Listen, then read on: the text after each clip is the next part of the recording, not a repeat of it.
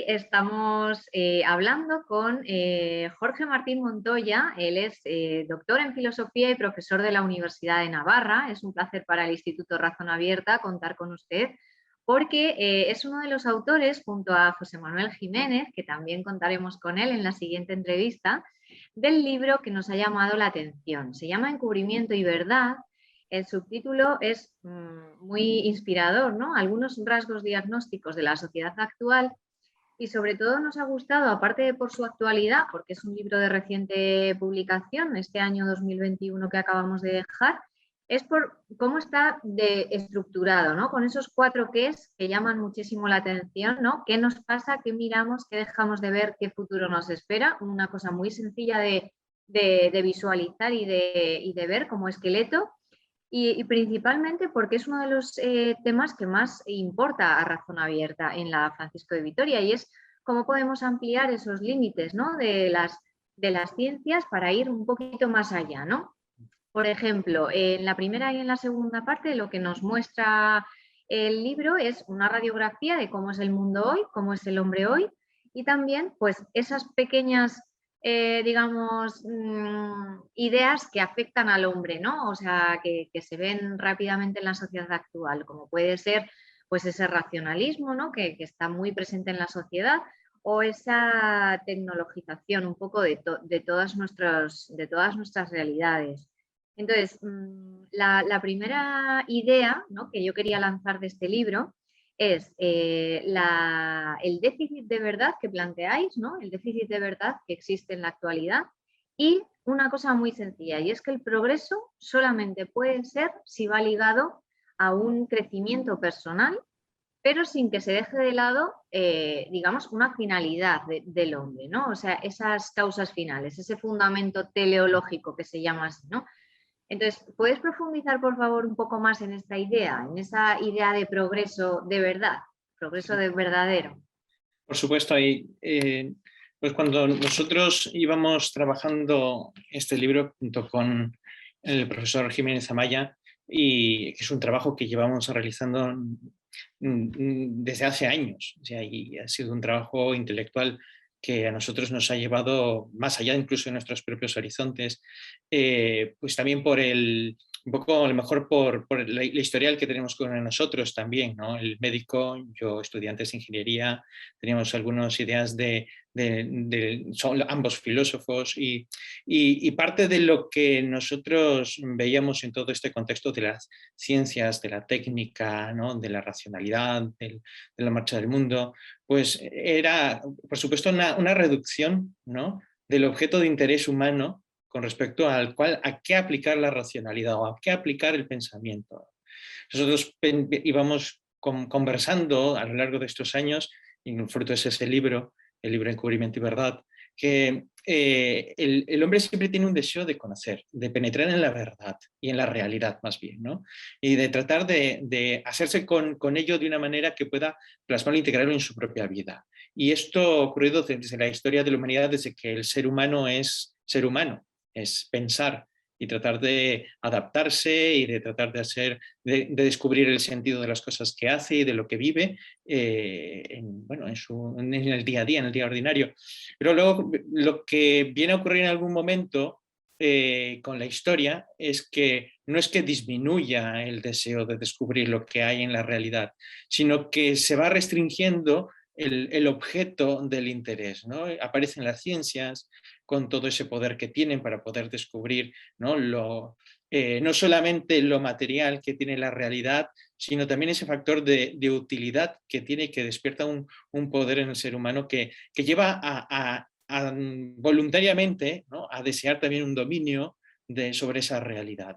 Entonces, con esa combinación de poder y de deseo, con el atractivo que brindan el dominio que tienen las ciencias, pues se va restringiendo aún más ese interés, ese objeto hacia lo empírico, ¿no? Y entonces ese viene a enclaustrar un poco más el sentido de la verdad, bueno, claustra el sentido de la verdad, y se distancia un poco de ese primer deseo de descubrir el sentido, ¿no?, del sentido de las cosas que hacen. Eso nosotros también lo veíamos como una especie al volverse más particulares los objetos de indagación, pues lo llevaban a una fragmentación, ¿no?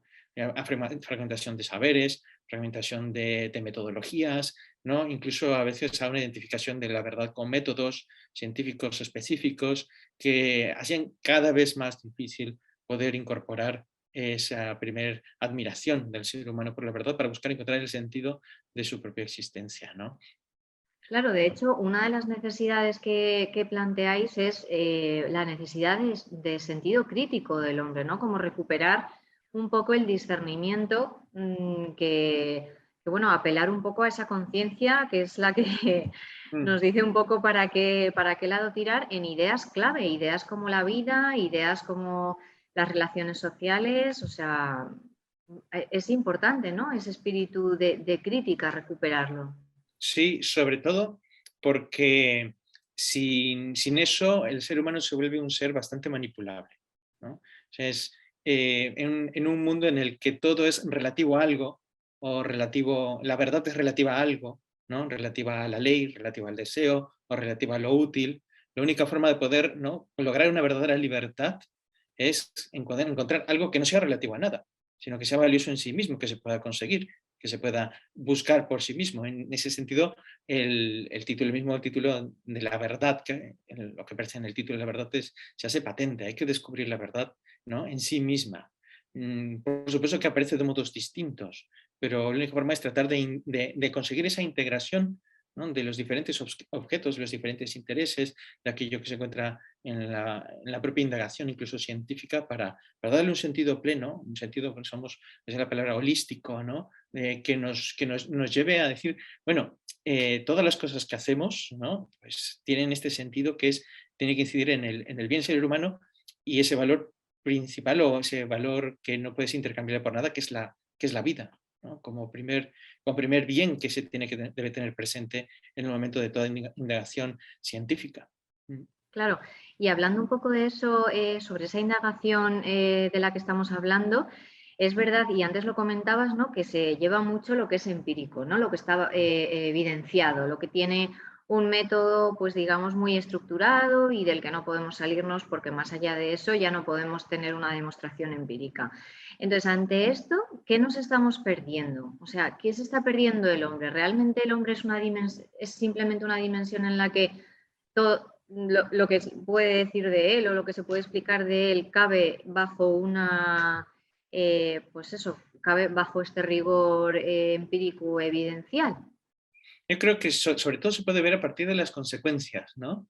Las consecuencias de lo que a veces la sociedad se puede ver abocada cuando lo empírico es dominante, ¿no? Y entonces, una de las primeras cosas que aparecen es el dominio técnico, ¿no?, sobre el vital, ¿no?, sobre la propia vida. Y en ese sentido, pues hay una parte en el capítulo 2 en la que hablamos en el libro sobre ciertos problemas antropológicos, éticos y sociológicos que a veces se produce por el dominio de la técnica o de lo tecnológico, ¿no? Sobre todo porque la técnica está muy relacionada con el propio hacer y propio ser del ser humano, ¿no?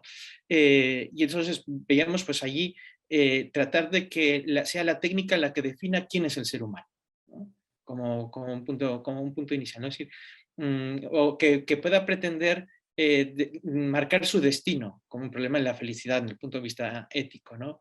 O desde el problema sociológico, que es reducir al hombre a un ser de consumo, ¿no?, que compra, vende simplemente para la satisfacción de sus deseos, una reducción de su sentido, sin una trascendencia, ¿no?, y sin una finalidad que vaya más allá del simple hacer o del simple negociar o del simple, pues, sí, lo que es una cotidianidad malentendida a veces, ¿no?, que simplemente es caer hablamos también ahí, por ejemplo, de la seducción de las pantallas, ¿no?, ¿no?, que a veces hacen que reduzcamos la vida y el horizonte simplemente a lo inmediato, y la vida se vuelva una cuestión simplemente de reaccionar, ¿no?, de alguna manera, y eso también como una pérdida de libertad, ¿no? Eso es lo que, por lo menos me parece que se puede evidenciar desde esas consecuencias que podemos encontrar en el mundo de ahora y que son muy patentes, pero que a veces quedan encubiertas, ¿no?, precisamente ante otros valores, ¿no?, que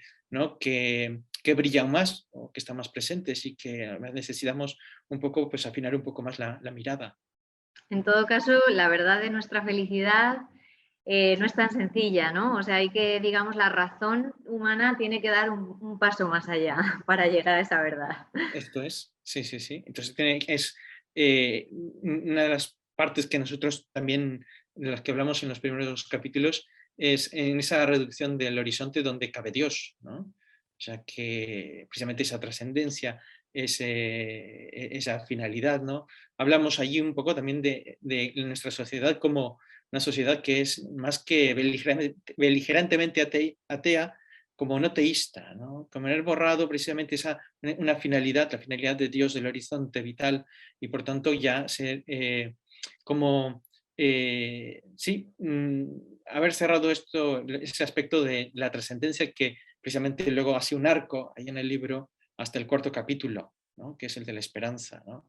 Cómo es que bueno, a lo mejor me adelanto un poco a lo que contará el profesor Jiménez Amaya, pero bueno, es precisamente no que es una reducción de la esperanza, ¿no? El esperar simplemente es espera de la satisfacción inmediata, ¿no? De lo que me puede brindar, pues lo que el mundo define, cómo me define el mundo, ¿no? De mis deseos y claro, al cerrar ese horizonte trascendente a Dios, se pierde esa verdadera esperanza que va más allá de esta vida, ¿no? De la materialidad, del amor.